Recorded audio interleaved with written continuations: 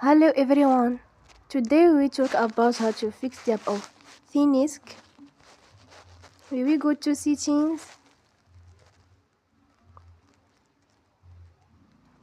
then we click on apps. After that you will search the app Thenics and you will click. Then you will on for stop. After that you will go to storage. Then we click on clear cache.